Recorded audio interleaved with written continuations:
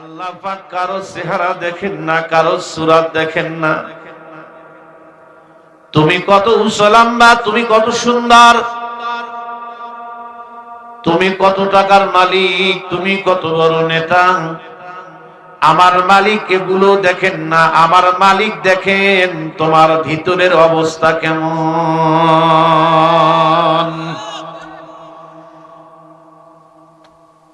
খুব ঠান্ডা মাথায় বয়ানটা শুনবেন বাজান। পৃথিবীতে আল্লাহর যত মাখলুক, তার মধ্যে ক্ষুদ্র একটা মাখলুক হলো জিনুক।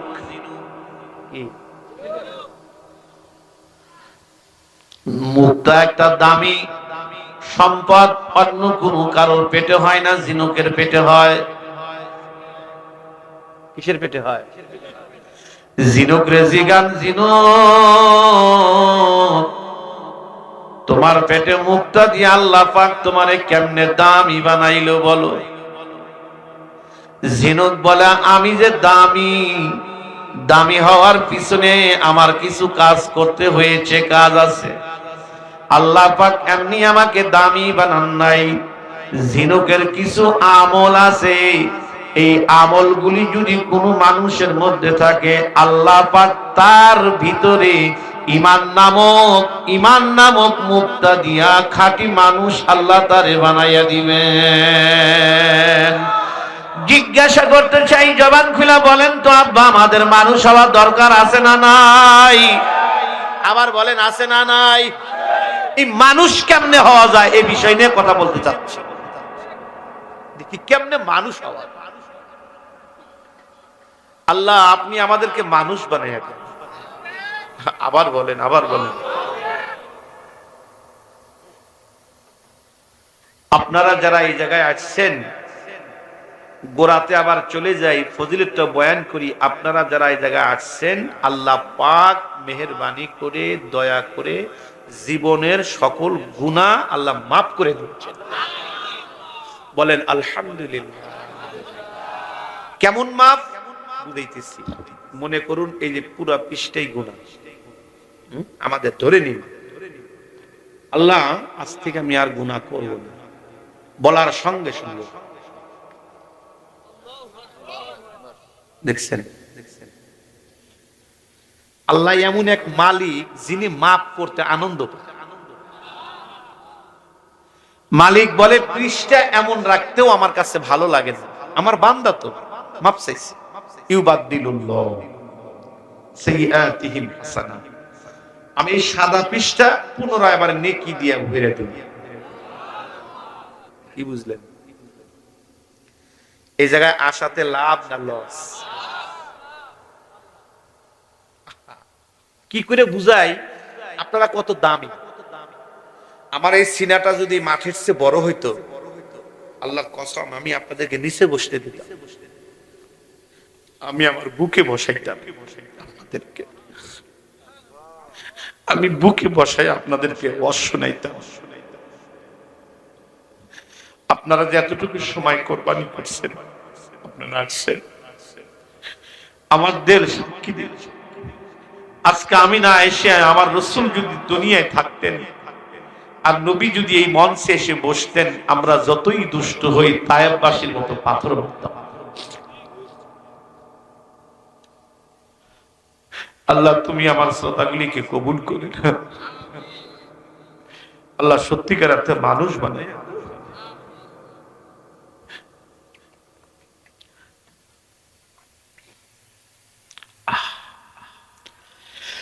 মালিক বলে শুধু মাফই আমি করব না, রাসূল বলেন মাফ করার পর তাকে আমি বন্ধুর খাতায় নাম লেখাই। আত-তাইবু হাবিবুল্লাহ, আল্লাহর সাথে দোস্তি, আল্লাহর সাথে বন্ধুত্ব। আজকে মুসলমানের মূল অভাবটাই এটা। যদি আল্লাহর সাথে আমাদের সম্পর্ক হয়েই যায়, লাভটা কি বুঝবার জন্য একটা উদাহরণ দিচ্ছি। আমার নেত্রকোনাতে একটা প্রোগ্রাম ছিল, গ্রামের যুবক লোক, হুজুর আজকে সারা রাত বয়ান শুনবো। আমি বললাম আই এম সরি, উপরের নির্দেশ 12টার পরে ওয়াজ করি না। এক যুবক কয় এমন কোন বাপের পুত নাই যে আপনারা কিছু ইচ্ছা আপনি করবেন। বললাম না, আমার শেখ ও মুর্শিদ আল্লামা রসুলপুরি হযরতের নির্দেশ, 12টার বরজ করি না। এক মুরব্বী কয়, হুজুর ওই যুবকটাই কথা বলার কারণ হলো ওর একটা আপন ভাই পুলিশের এডিশনাল আইজি, যার জন্য এই কথাটা বলছে। তখন চিন্তা করলাম, যদি থানার ওসি আমার বন্ধু হয়, থানাটাই আমার। কথা কন না কেন আপনারা? জেলা এসপি যদি বন্ধু হয়, জেলায় আমার। ওয়ার্ডের মেম্বার যদি আমার বন্ধু হয়, ওয়ার্ড আমার। চেয়ারম্যান বন্ধু হইলে ইউনিয়ন আমার। এমপি বন্ধু হইলে আসনই আমার। মন্ত্রী বন্ধু হইলে অর্ধেক দেশ আমার। প্রধানমন্ত্রী আমার বন্ধু হইলে পুরা দেশ আমার।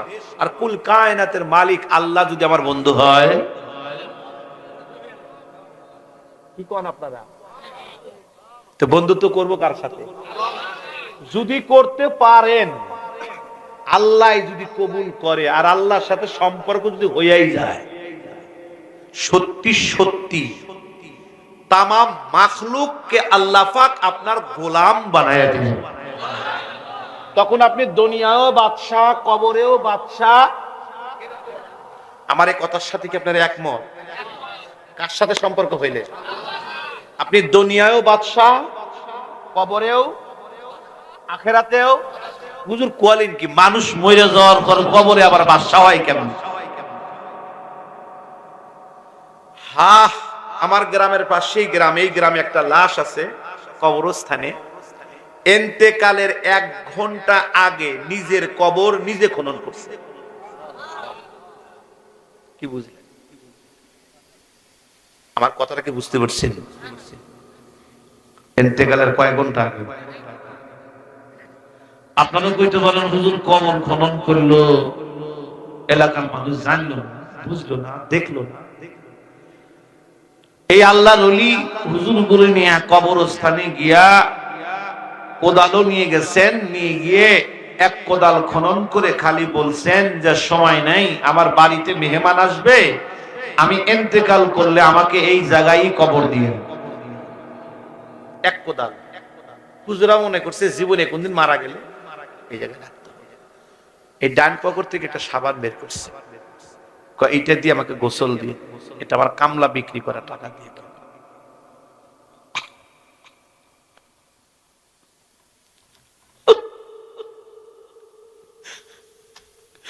এই বাম পকেট থেকে কাপড়ের কাপড় বের করছে, বলে এইটা দিয়ে আমাকে কাপড় দিয়ে, এটা আমার কামলা বিক্রি করা টাকা দিয়ে কেনা। আমি হালাল সাবান দিয়ে গোসল করব, হালাল কাপড় পরে আমি মাওলার কাছে যাব। হুজুরা তাও বুঝে নেই। বাড়িতে গিয়ে ছেলেদেরকে ডাকছেন, মেয়েদেরকে ডাকছেন, নসিহত করছেন। ঘন্টা খানিকের মধ্যেই উনি উপর দিকে তাকায় একটা সালাম দিয়ে, মুস্কি হাসি দিয়ে খালি বলেন, লা ইলাহা ইল্লাল্লাহ মুহাম্মাদুর রাসূলুল্লাহ। এই বলে উনি ঘুমিয়ে পড়লেন। কি বুঝলেন? আল্লাহ এমন মরণ কি আমাদেরকে দিবেন যে আল্লাহর সাথে যোগাযোগ করে কবরে যাব।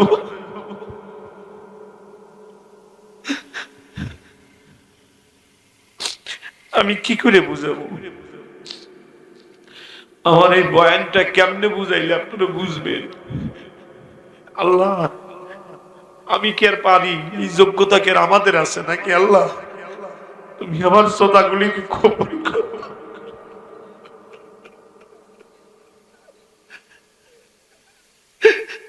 কবুল করো।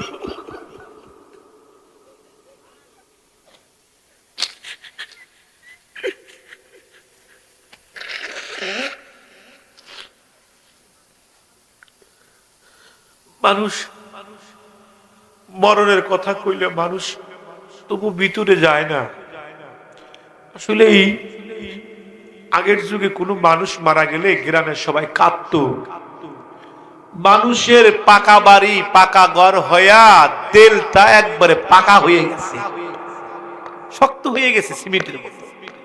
চোখের সামনে লাশ দেখে মানুষ কিছুই মনে করে না,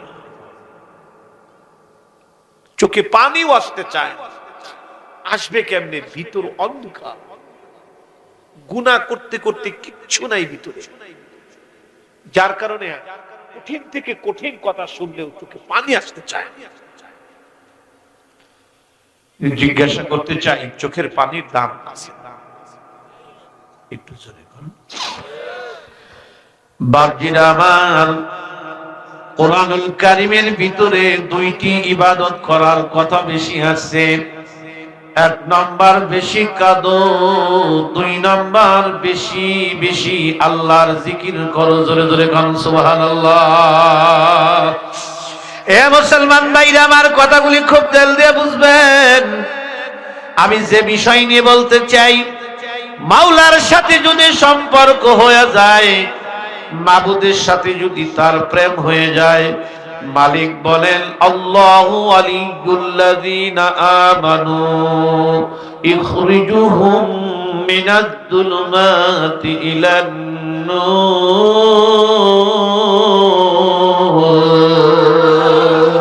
হাত উঁচু করে বলেন আল্লাহু আকবার।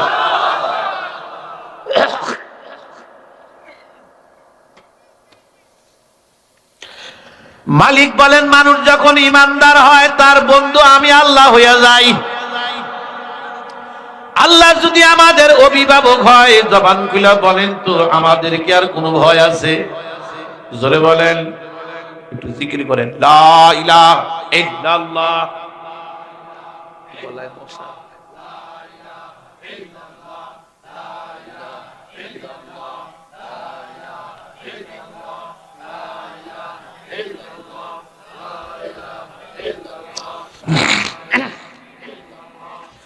মুহাম্মাদুর রাসূলুল্লাহ। বন্ধু বানাবো কাকে? হ্যাঁ, আল্লাহর সাথে বন্ধুত্ব হওয়া সম্ভব যদি আমি মানুষ হই। বলো যুবক ভাইরা, কি হয়? বলো মানুষ হব ইনশাআল্লাহ। এই যে মুঠিকে মুট করো, শক্ত করো, কও মানুষ হব। এই যুবকরা, মুরব্বীরা কেন, শুধু যুবকরা কও, মুরব্বীরা এমনি মানুষ, কও মানুষ হব ইনশাআল্লাহ। আজকে মানুষ হওয়ার জন্য দুইটা আমলের কথা বলবো। কয়টা আমল করবো তো ইনশাআল্লাহ? বলেন। আজকে যদি এই দুইটা আমল আপনারা করতে পারেন, আমি মনে করি এই মাহফিল সার্থক। আমি যখনই শুনছি যে মাহফিলটা করতেছে ডেকোরেটেড শ্রমিকরা, এদেরকে পুরস্কার দেওয়া উচিত ছিল গ্রামবাসীর পক্ষ থেকে। আমাদের ছেলেরা কোরআন শোনাইতেছে আমাদেরকে, সুবহানাল্লাহ। আমি আল্লাহর কাছে দোয়া করি এক একটা যুবককে যেন আল্লাহ ইসলামের জন্য কবুল করে। তো মানুষ হওয়ার জন্য আমি আপনাদেরকে দুইটা আমলের কথা বলছি। এক নম্বর আমল, সকল গুনাহ বর্জন করা। বলেন বলেন, সকল গুনাহ। আমি জিজ্ঞাসা করতে চাই, বলেন তো বাবা, আমাদের গুনাহ আছে না নাই? যদি কষ্ট করে খালি গুনাহটা ছাড়তে পারেন, গুনাহ করে তো লাভ নাই। আপনি গুনাহ করে পাইছেন কি আমাকে হিসাব দেন। আর যারা গুনাহ বর্জন করছে তাদের ক্ষতি হইছে। কথা কয় না। আপনি নামাজ যে পড়লেন না, আপনি কি পাইলেন? আপনি যদি কিছু পাইয়া থাকেন তাহলে আমি আমার কম, যখন নামাজ পড়ি নাই এই পাইছি। আপনি দাড়িটা কামায়া কি পাইছেন আমার কোন একটু বুঝান। আপনি বিড়ি আর সিগারেট খায়া কোন ফায়দাটা পাইছেন আমার একটু কোন না প্লিজ, একটু কোন। আপনি চোখের গুনাহ করে কি পাইছেন আমাকে একটু কোন। আর যারা গুনাহ বর্জন করছে তারা কি পাইছে শোনেন। কথা বলেন কথা বলেন কথা বলেন। এই জন্য যদি মানুষ হতে চান আর হতে চাই, এক নম্বর আমল হলো গুনাহকে ডিলিট করা। বলেন বলেন বলেন, গুনাহকে কি করা? বাজান যদি গুনাহ ছাড়া যায়, আমার মালিক বলেন তোমাকে আমি আল্লাহ নগদ 10টা পুরস্কারে পুরস্কৃত করব। আল্লাহর ওয়াদা কি মিথ্যা হইতে পারে? কয়টা পুরস্কার? কি ছাড়লে? নগদ 10। 9টা হলো দুনিয়ায়, একটা হলো আখেরাতে। কারণ মানুষ নগদে বিশ্বাসী, এই জন্য নগদ আল্লাহ কয়টা দিবে? 9টা। কোথায় বলেন, কোথায়? আখেরাতে কয়টা? একটা। মোট কয়টা? কি ছাড়লে? বলেন কি ছাড়লে? আল্লাহ আমাকে গুনাহ বর্জন করার তৌফিক দাও আল্লাহ।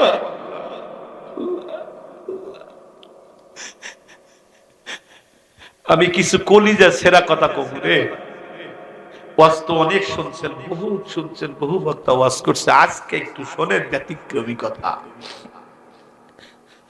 গুনাহ বর্জন করলে মালিক 10টা পুরস্কার দিয়ে আমাদেরকে ধন্য করবেন। নাম্বার 1, মালিক বলেন ওয়া মান ইয়াত্তাকিল্লাহা ইয়াজআল লাহু মাখরাজা। বলেন আল্লাহ। আবার বলেন, একটা লম্বা করে ডাক দেন, আল্লাহ আল্লাহ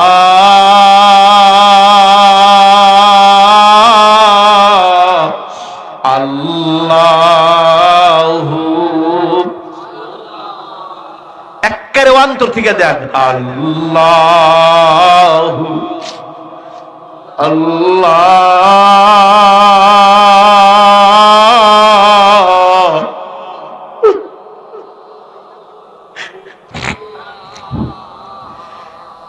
এ বাপজিরা আমার, তুমি যদি গুনাহ বর্জন করতে পারো, আমার মালিক বলেন 1 নম্বর, ওয়া মাই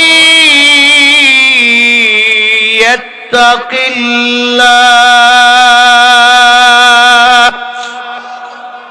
ওয়া মাই ইয়াত্তাকিল্লাহ ইয়াজআল লাহু মাখরাজা।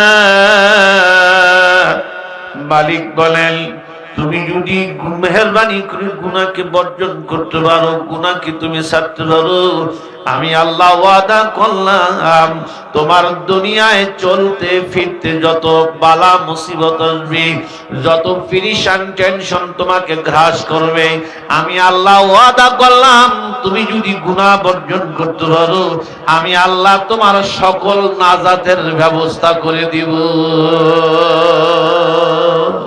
1 নম্বর কি বর্জন করলে? আমাদের গুনাহ আছে না নাই?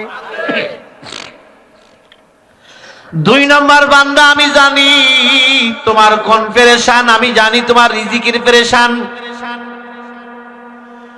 একজন মানুষের যখন রিজিক কমে যায়, বাজান সকল পেরেশান তাকে ঘিরে ফেলে। কথা কন না? বাজার করা লাগবে, টাকা নেই, মেহমান আসছে টাকা নেই, বেটা বিটি পরীক্ষার ফি দিবে টাকা নেই, অসুস্থ টাকা নেই, কি বিপদ আছে না? কারণ রিজিক এমন জিনিস যখন একবারে সংকীর্ণ হয়ে যায়, মানুষ কুফরি পর্যন্ত পৌঁছে যায়। কারণ দেখি লোনের টাকা, সুদের টাকা সহজেই মানুষ নেয় না, যখন কথা কয় না কেন বিপদে পড়ে। তাহলে রিজিক প্রশস্ত হোক, এটা কিন্তু সবাই চায়, যেরকম চায় না? মালিক বলেন ওয়ায়ারযুকুহু মিন হাইতু লা ইয়াহতাসিব। বান্দা তুমি যদি গুনাহ বর্জন করতে পারো, তুমি যদি গুনাহ ছাড়ো, আমি আল্লাহ ওয়াদা করলাম তুমি গুনাহ বর্জন করলে আমি আল্লাহ তোমাকে রিজিক দিয়া ভইরা দিব। বাপজিরা আমার, যারা গুনাহ বর্জন করছেন, নবীর সুন্নাত অনুযায়ী আমল করছেন, আমি তাদেরকে বাদশা হতে দেখেছি, তাদেরকে আমি গরিব হতে দেখি নাই রে বাজান।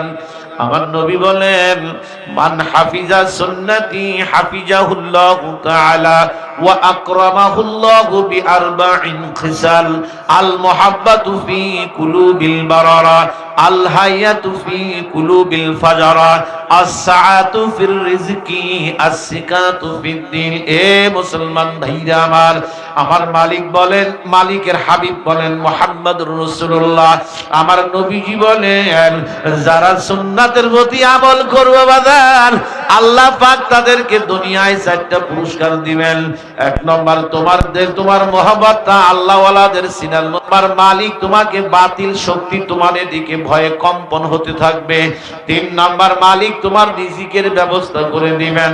4 নম্বর তুমি যতই গরিব হও না কেন মালিক তোমাকে দ্বীনের প্রতি অটল থাকার তৌফিক দিবেন। আর সবচাইতে বড় পুরস্কার আল্লাহ পাক তোমাকে মহব্বতের প্রাপ্ত হিসাবে গ্রহণ করবেন। জোরে জোরে গান সুবহানাল্লাহ। আল্লাহ যদি ভালোবাসেন তিনি দুনিয়াও বাদশা, কবরেও বাদশা, আখিরাতেও বাদশা রে বাবা। আমি সাইকুল হাদিস আল্লামা আজিজুল হক, বর্তমান যিনি জেলখানায় বন্দী আল্লামা মামুনুল হক, ওনার বাবা, ওনার কাছে আমি দোয়া নেওয়ার জন্য গেছিলাম। আপনারা জানেন বুখারীর প্রথম বাংলা রচনা তিনিই করেন, অনেক বড় আলেম। আমার ইচ্ছা অনেকেই সাইকুল হাদিস সাহেবের ছাত্র যেন গর্ব করে, গর্ব হওয়াও স্বাভাবিক, কথা কয় না রে। সাহাবায়ে কেরামের কত গর্ব যে আমরা রাসূলকে দেখছি, কথা কন না কেন? তাহলে এটা গর্ব কিনা বলেন? যে সাইকুল হাদিস সাহেবের মতো মানুষের ছাত্র হওয়া মানে কি? অনেক কিছু। তা আমি তার সাথে দেখার জন্য গেছি। দেখা কইরা তার পার কাছে বসে আছি। আল্লাহ ওয়ালাদের কাছে যাবেন, বসবেন, তবে আল্লাহ ওয়ালাদের কাছে যাইয়া কথা কম বলবেন, খালি বসে থাকবেন। বলা যায় না যে মাছ যখন মারে কি ফালায়, কতক্ষণ উপরে বসে থাকে বলেন তো? একটা টিপের আশা, কথা কয় না রে, কখন দেবে কখন দেবে। বুঝাইতে পারছি কি? বর্তমান আল্লামা মাওলানা আমাদের সিরাজ আব্দুল বাসেত খানের যিনি পীর, জুনায়েদ আল হাবিবের যিনি পীর, তারপরে খালেদ সাইফুল্লাহ আইয়ুবীর যিনি পীর, জুনায়েদ আল্লামা অলিপুরীর যার পীর, উত্তরবঙ্গে যত বক্তা আছে ওরা জাকারিয়া সাহেবের যার পীর, আল্লামা এইরকম বড় বড় আরো আলেম আছে যার পীর নাম কাপাসী হযরত অধ্যক্ষ মিজানুর রহমান। ইনি জেনারেল শিক্ষিত। তার অতীত জীবনী হলো তিনি আগে ক্যাডার ছিল, 2 পকেটে 2 পিস্তল থাকত। চিন্তা করেন, কলেজের প্রফেসর, তাহলে 2 পকেটে 2 পিস্তল থাকতো। তার মতো মানুষ কেমন পর্যায়ে গেছে যে এদের মতো আলেম তার কাছে মুরিদ। আচ্ছা, আমার কথা কি বুঝতেছেন আপনারা, নাকি কষ্ট হইতেছে আপনাদের? তাহলে ঘটনা কি আপনাকে বুঝতে হবে, আসলে ব্যাপার কি। এই অধ্যক্ষ মিজানুর রহমান সাহেব মহোদয়, ওনার জিনিস মানে প্রথম জামানার কথা, একজন বুজুর্গর নজর তার প্রতি পড়ছিলেন। আপনারা জানেন বাংলাদেশে একজন বুজুর্গ চলে গেছিলেন, উনি কুতুব ছিলেন, নাম হাফিজি হুজুর। নাম শুনছেন কি আপনারা? হাফিজি। আরে কারে কই আর কারে বুঝাই আল্লাহ। এই হাফিজি হুজুর রহমাতুল্লাহ এমন এক প্রেমিক ছিলেন, লোকজন তার কাছে আসছেন, বৃষ্টি নাই, হুজুর বৃষ্টির দরকার। হুজুর বললো তাহলে সলাতুল ইস্তিসকা করব। এখন হুজুর তো জানে কে 1 নম্বর মুসল্লি আর কে 2 নম্বর মুসল্লি। আমাদের তো সূরা একটু বড় হইলেই পিছন থেকে বাগি, কথা কয় না। আর যদি সেজদায় গিয়া সুবহানা রাব্বিয়াল আলা একটু বেশি হয়, মাথাটা উঁচু করে আবার তাকায়া দেখি আছে কিনা, কথা কন না কেন? নতুন জুতা পরে গেলে তো জুতার চিন্তায় নামাজি হয় না। এমন মুসল্লি তার আসে 2-1 আছে না নাই? আমার জানা মতে যত মুসল্লি আমি দেখছি, ওই আমার বাড়ির পাশে এক চাচা ছিল, এই সাদা মাটা মানুষ, একসাথে নিয়ত করছে, কারেন্ট গেছে, আর নিয়ত করে বলতেছে এ কারেন্ট গেছে কিন্তু। দেখছেন মুসল্লি? আমাদের নামাজ এরকম নামাজ। তো হুজুর কইলো তোমরা তো বৃষ্টি নামাবা, কিন্তু চেহারা দেখে বিশ্বাস হইতেছে না। কথাটা বুঝো, তোমাদের দেখে বিশ্বাস হচ্ছে না, কারণ সেজদা যদি একটু লম্বা হয় পিছন থেকে ভাগতেও পারো, কথা কি বুঝছেন? তো ওই সময় সদর শাহ হুজুর ছিলেন, আপনার বাংলাদেশের জমিনে ঘুমায় রয়েছেন আল্লামা শামসুল হক ফরিদপুরি রহমাতুল্লাহি আলাইহি। গলায় মশা গেলেই সমস্যা।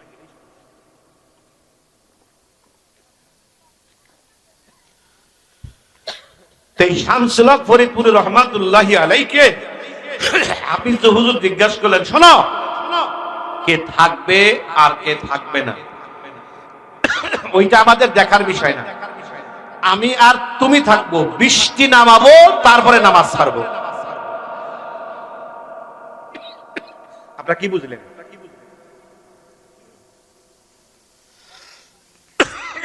কয় ঠিক আছে, এমন ভাবে লাইন লাগাইছে, লাইন লাগাইতে লাগাইতে পিছনে মুসল্লি আছে দুইজন, সেজদায় গেছে, বৃষ্টি নামতেছে, পানি উপর দিয়ে যায়, সেজদা উঠায় না। উঠাইবে কেমনে? সেজদার ভিতরে যে তারে পাইছে, কারে কই আর কারে, সেই মানুষটার সামনে এই লোক গেছেন কাপাসিতে। তখন কেডা? হুজুর খালি দেখেই বলছে, ছেলেটা কে রে? আব্বা বুঝতেছো? এই ছেলেটা কে রে? এই কে রে? বাস জীবনের চিত্র পাল্টে গেছে। উনি কি বুঝলো? গেল ভারত, থানবীর খলিফা হারদি হযরতের সহবতে গেলেন, আবরারুল হক সাহেব রাহমাতুল্লাহি আলাইহি, ওনার সহবতে গেলেন। 12 বছর কাটায়। এই 12 বছর কাটায় আল্লাহ ভিতরে কি দিয়ে দিল, এমন কি নিয়ে আসলো, তার চেহারা এখন দেখতেই ইচ্ছা করে। আল্লাহ পাক এই জেনারেল শিক্ষিত মানুষকে এমন জায়গায় নিয়ে বড় বড় আলেমকে মুরিদ বানায় দিচ্ছে। কি বুঝলেন? এই জন্য আল্লাহ ওয়ালাদের কাছে গিয়া চুপ থাকা, আল্লাহ ওয়ালাদের চেহারা তাকায়া দেখা। কি জান, যদি লাইগা যায়, কথা কন, যদি লাইগা যায়, লাগে কি লাগে না, জোরে কন, লাগানোর মালিক কে? এই জন্য আব্বারে মালিক বলেন যে তুমি যদি গুনাহ বর্জন করো, আমি তো তোমাকে ধারাবাহিক দিব, তার মধ্যে আরেকটা দিব, কি? ফাইন্নাল্লাহা ইউহিব্বুল মুত্তাকিন।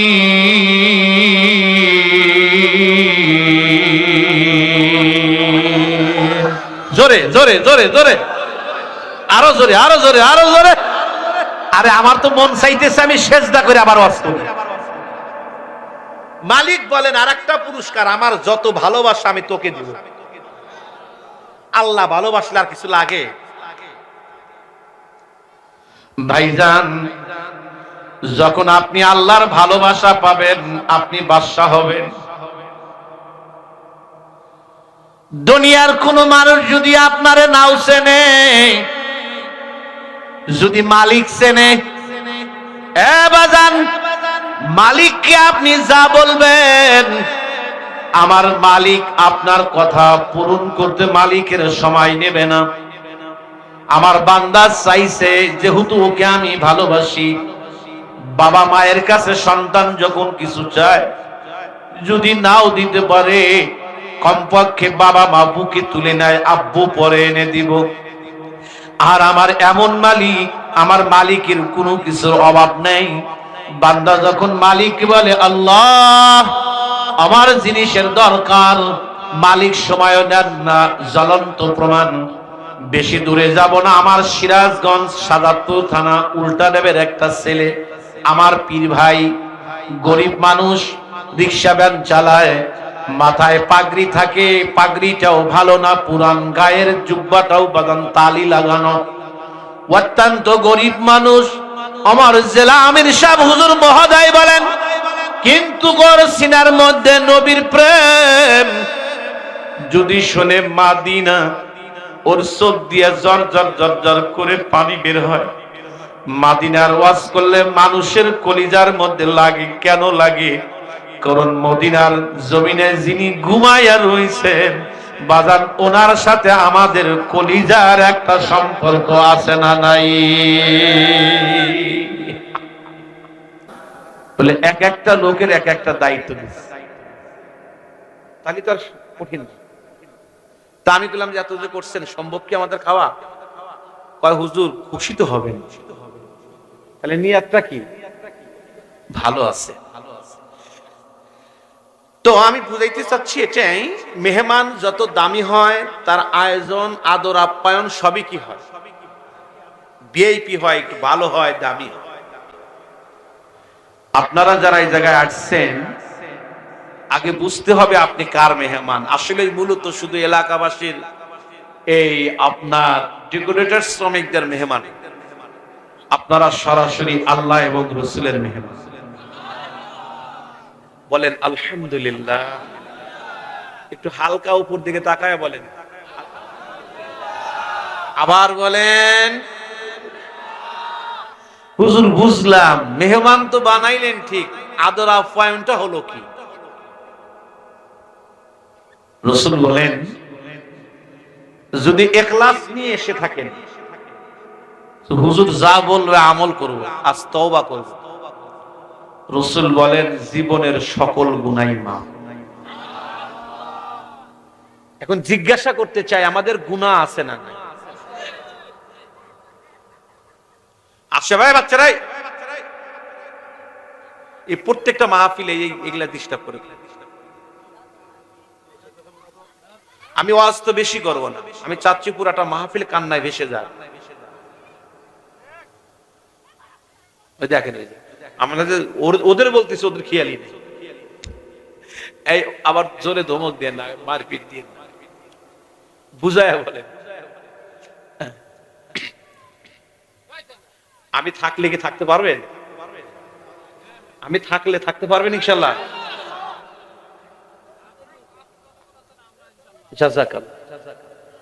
যখন আসছি তাহলে ধীরে ধীরে কিছু কথা শোনাই ইনশাল্লাহ।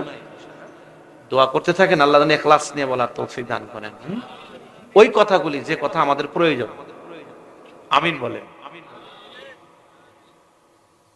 যারা এই জায়গায় আসছেন, প্রথমত আল্লাহর পক্ষ থেকে হাদিয়া জীবনের গুনাহগুলি মাফ। তো আমি জিজ্ঞাসা করতে চাই, বলেন আব্বা, অন্তর থেকে একেবারে অন্তর থেকে বলেন, আমাদের গুনাহ আছে? কয়টা আছে?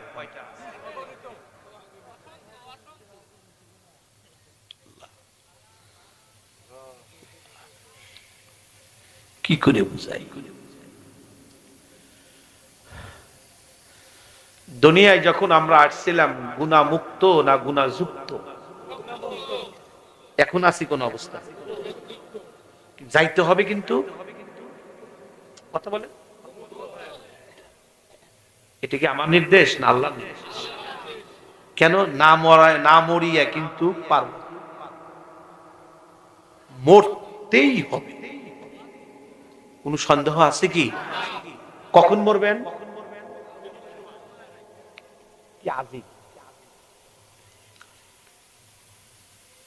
একটা কাঁচের গ্লাস একটা বাচ্চার হাতে যেরকম নিরাপদ নয়, এনি টাইম সেটা ভেঙে যেতে পারে। আমার আপনার হায়াতেরও যে কোনো সময়, কথা কন না কেন? ওই যে মসজিদের বারান্দায় একটা পালকি অপেক্ষা করছে। ভাই আপনারা কথা বলেন না, আপনারা একটু কথা শোনেন, আপনাদের দরকার আমার। আর এটা কি করতেছেন? একটু একবার কাজ করে শেষ করে ওয়াজ ওই আরশে আজিম থেকে আসে, তো কাট আপ হয়ে গেলে হবে না, নড়াচড়া যাতে না করতে হবে। ওই মসজিদের পালকি একবার যে বাড়িতে ঢোকে, আর ওই পালকিতে একবার যারা ওঠে, তারা আর জীবনে কোনোদিন ফিরে।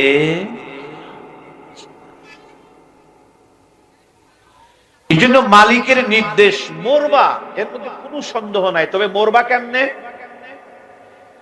ইল্লা ওয়া আনতুম মুসলিমুন।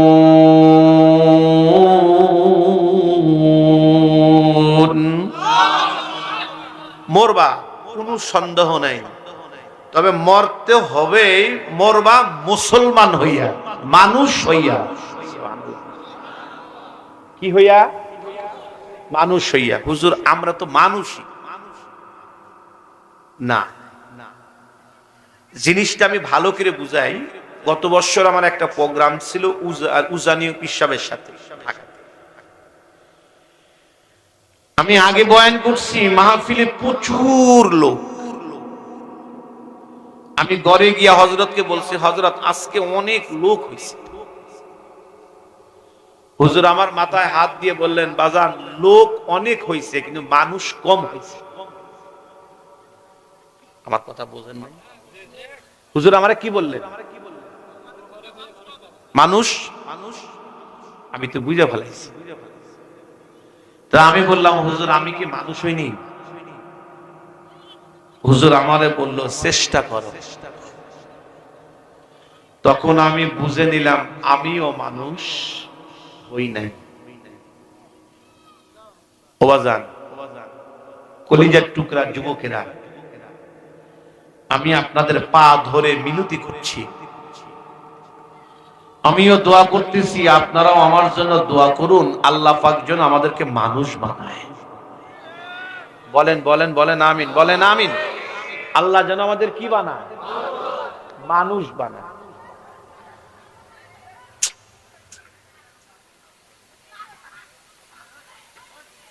জানতো ভাই, ওদের থামান তো একটু দেখেন।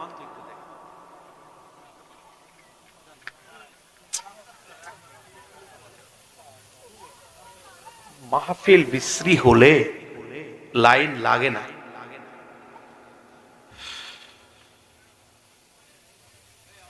বসার সিস্টেমটা আসলে এই বাতির জন্য এত বাতি লাগাইছে, কি করছে এরা? খুব খেয়াল, খুব খেয়াল এদিকে। আমি জিজ্ঞাসা করতে চাই, আমাদের মানুষ হওয়া দরকার আছে না নাই? হুজুর আমরা তো মানুষই, আপনাদের কি মনে করছেন আপনি আমাদের? বাগান কাগজের ফুল যেমন ফুল নয়, ফুলটা দেখতে যতই সুন্দর হোক কিন্তু ওই কাগজের ফুল কিন্তু আসল ফুল নয়। কিন্তু দেখতে ফুল বাগানের ফুলের চেয়েও মনে হয় সুন্দর। কথা আসলে কি ফুল? রাত্রের বেলায় একটা ফুল ফোটে, নাম হাসনা হেনা। কি বলেন তো, সুগ্রান কেমন? দেখতে তো তেমন সুন্দর, কিন্তু কি আছে? চেহারা সুরত হলেই কোনদিন বাজান শুধু মানুষ হওয়া যায় না।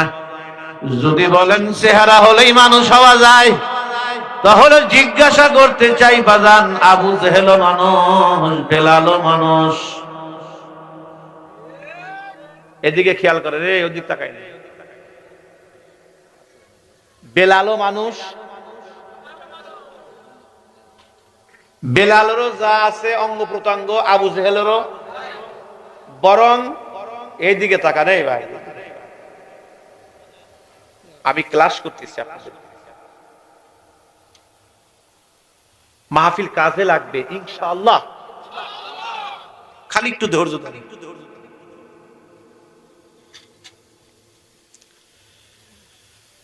বরঞ্চ বেলালের চাইতে আবু জেহেলের চেহারা আরো সুন্দর।